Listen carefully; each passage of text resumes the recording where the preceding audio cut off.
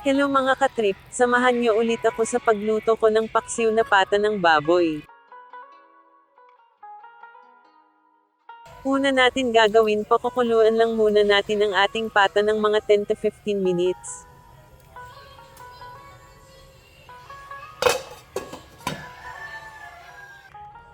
Pagkatapos hanguin at hugasan lang natin ang pata sa running water, itapon na natin ang pinagkuluan tubig. Ilagay natin ulit sa kawali ang pata at maglagay ng water.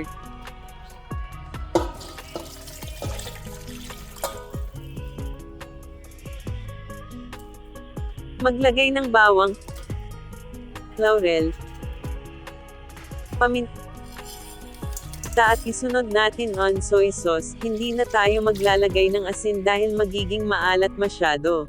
Takpan at lutuin ng 1.5 hour.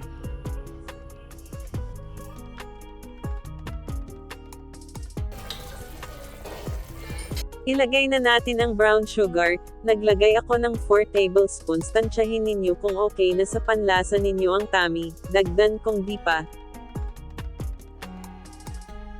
Sumunod ilagay na ang banana blossoms.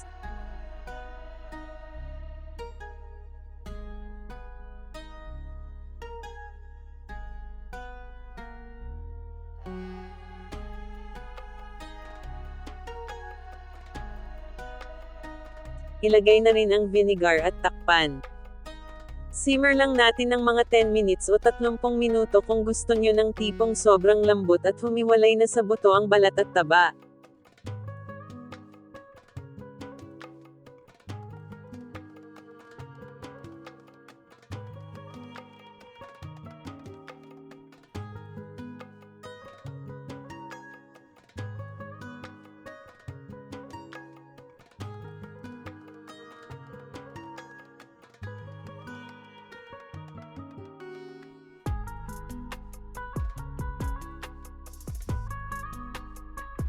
Pagkatapos hanguin at kainin na habang mainit. Ganyan lamang ang pagluluto ng masarap na paksiw na pata.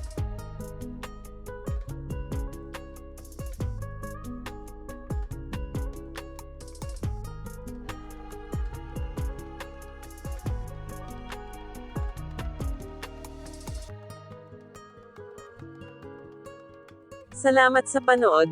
Huwag ninyo kalimutan mag-subscribe, share at follow.